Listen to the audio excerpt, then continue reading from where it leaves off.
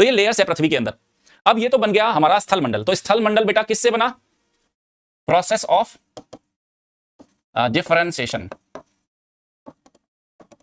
ठीक है, विभेदन की प्रक्रिया से बनाई, विभेदन की प्रक्रिया, जिसमें पदार्थों का घनत्व के आधार पर स्तरीकरण देखने को मिलता है।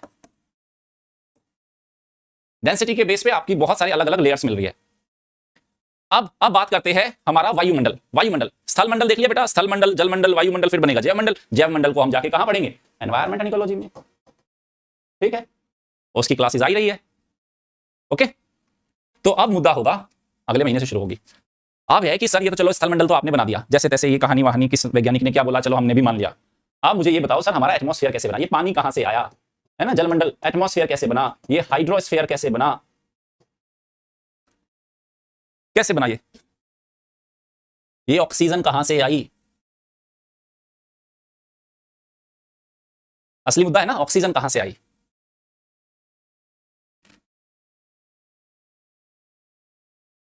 ठीक है, तो इसने बोला तीन लेयर में बना है ना, 3 स्टेजेस में बना है। देयर आर 3 स्टेजेस, 3 स्टेजेस है हमारे एटमॉस्फेयर की। एटमॉस्फेयर के बनने की 3 स्टेजेस है, 3 स्टेजेस। वो जो पढ़ा था sir, composition and structure, that is different. जो स्ट्रक्चर में जो आपने पढ़ा है, क्षोभ मंडल, समताप मंडल, मध्य मंडल, ताप मंडल, बहिर्मंडल, वो तो स्ट्रक्चर है।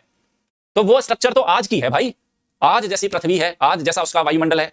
अब ये आज का वायुमंडल बना कैसे, किसने बनाया, वो जानेंगे। ये बना है 3 स्टेजेस में। पहली स्टेज तो वही शुरुआत एक तप्त गोला थी, धीरे धीरे शुरुआत में इसके एटमॉस्फेयर में हाइड्रोजन और हीलियम था। शुरुआती हाइड्रोजन और हीलियम को सौर पवनें अपने साथ उड़ा के ले गई। जितने भी इनर प्लैनेट्स थे उनका सबका इनिशियल जो एटमॉस्फेयर था, सौर पवनें ज्यादा प्रभावी थी, वो उसको लेके चली गई। ओके, तो पहली अवस्था में 3 अवस्थाएं थी। फर्स्ट स्टेज में आदिकालिक वायुमंडलीय गैसों का ह्रास हुआ। कौन थी उन आदिकालिक वायुमंडलीय गैसों में? वही कहां गए, आओ आओ आओ, अरे भाई ये रहा हाइड्रोजन गैस और हीलियम, वो उसको तो लेके चली गई है। चलो फिर क्या हुआ? दूसरी अवस्था में पृथ्वी के भीतर, अब देखो पृथ्वी के अंदर भी तो बेटा हीट ट्रैप्ड है ना, एनर्जी और हीट स्थल मंडल क्रस्ट के नीचे हीट ट्रैप्ड है।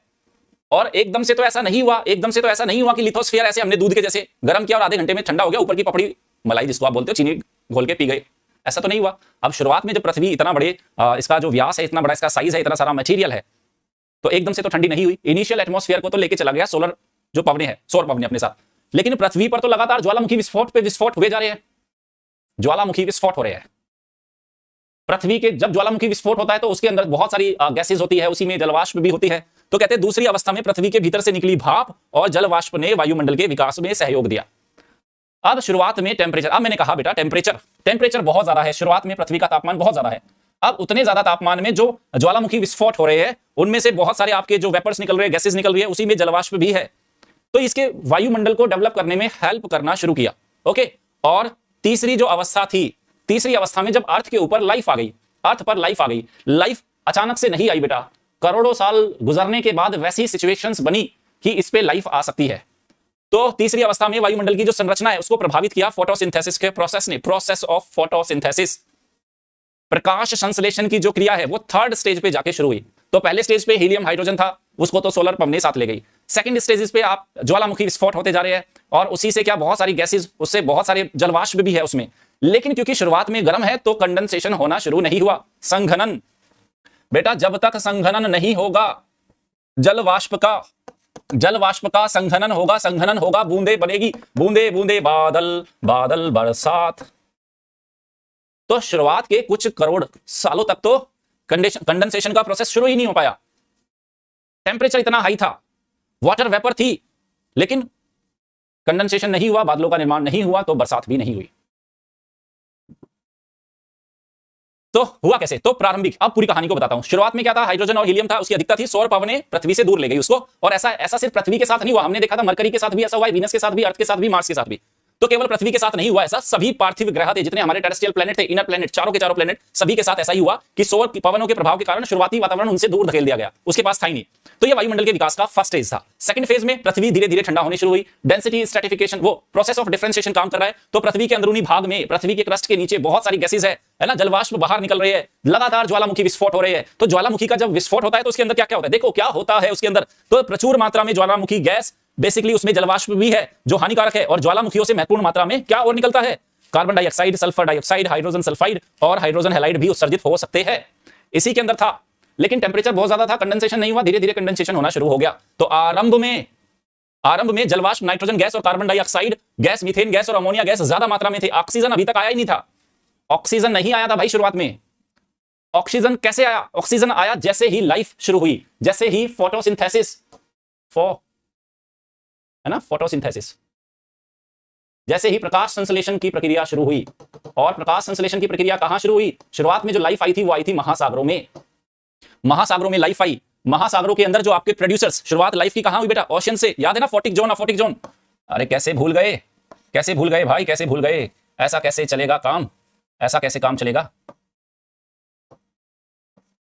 मैंने बताया था ना, ये वाला ऊपर का 200 मीटर फोटिक जोन है, फोटिक जोन। उसके नीचे है अफोटिक जोन। तो जो फोटिक जोन, यहां पे जीव था, इस फोटिक जोन के अंदर क्या हुआ? आपके प्रोड्यूसर्स आए, प्लैंक्टन्स आए। तो उन्होंने क्या किया? फोटोसिंथेसिस करना शुरू किया, और धीरे धीरे धीरे धीरे क्या हुआ? ओशियंस भी आपके ऑक्सीजन से सैचुरेट होना शुरू हो गए। उसके बाद आपके टेरेस्ट्रियल इकोसिस्टम पे आपका लाइफ आई, प्लांट्स आए, और उधर फिर फोटोसिंथेसिस होना शुरू हुआ। और करोड़ों साल में जाके आज जो आपको ऑक्सीजन मिल रही है ना, जो आज, हाँ यस, जिसमें आप और हम जिंदा है, करोड़ों साल में जाके उसका उतनी मात्रा हुई जितने में जीव आपकी लाइफ अर्थ पे आ सकता है। टेरेस्ट्रियल जो आपका इकोसिस्टम तैयार हुआ।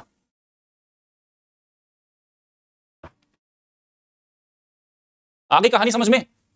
तो ये पूरा प्रक्रिया, ये पूरी प्रक्रिया जिससे पृथ्वी का ये पूरा, ये first level, second level, third level, वो पूरी प्रक्रिया जिसमें पृथ्वी के भीतर की गैस बाहर आ रही थी, इसको हम बोलते हैं process of degassing. Process of degassing. ये लो,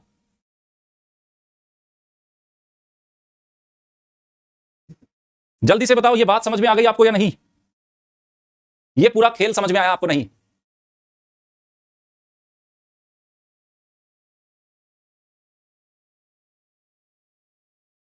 क्लियर है?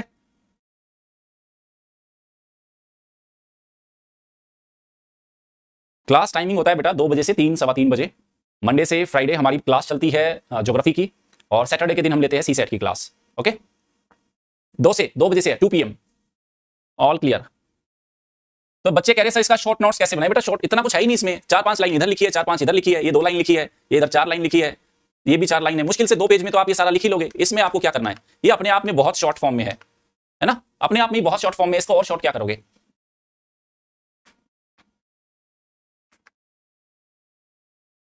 तो अब आपको कहानी समझ में आई बेटा? ये कहानी समझ में आई, ये वाली कहानी। आई होप कि ये आपको सीन पूरा क्लियर हो गया होगा। ये वाली पूरी कहानी आपको क्लियर हो गई होगी कि ये 4.5 बिलियन ईयर अगो से लेके आज तक की पूरी कहानी क्या हुई है। ये ही इसमें कन्वर्ट हुई है ना। समय लगा, बहुत सारे प्रोसेस ने काम किया, आज ये संभव हुआ है। इससे एक शिक्षा मिलती है बेटा जीवन में भी, है ना, ज्योग्राफी के बच्चे। और बोला जाता है geography is father of all subject. Geography he her subject का पिता बोला गया है ना। ये फिलॉसफी भी ज्योग्राफी में ही है। आप देखो, कांस्टेंट प्रोसेस, बहुत सारे प्रोसेस ने काम किया। वही अर्थ जो आज से कुछ करोड़ साल पहले संभव नहीं था जीवन, आज ये इस फॉर्म में है। तो आप भी अगर कांस्टेंट एफर्ट लगाओगे अपनी लाइफ में, कांस्टेंट डिसिप्लिन के साथ एफर्ट, पेशेंस रखोगे, हार्ड वर्क करोगे, तो तस्वीर बदल सकती है आपकी भी। ये सीखो बेटा, कोई भी चीज एक जैसी नहीं है। परिवर्तन प्रकृति का नियम है, हर चीज को बदलना होगा लेकिन उसके लिए प्रयास करने जरूरी है। तो आज आप जिस भी परिस्थिति में हो, आपको लग रहा है टफ सिचुएशंस है, चीजें बदलेगी, बस आप कांस्टेंट एफर्ट लगाते रहना, क्योंकि यही हमारा इतिहास भी रहा है, इस सृष्टि का इतिहास भी सेम है। तो प्राकृतिक सिद्धांतों पे चलोगे तो कभी समस्या नहीं आएगी। ठीक है? तो अभी लाइफ में पेन है, अभी लाइफ में तकलीफ है, तभी तो यूपीएससी कर रहे हैं, है ना। करोड़पति अरबपति पापा जी होते तो फिर इधर यूपीएससी क्यों करने आते?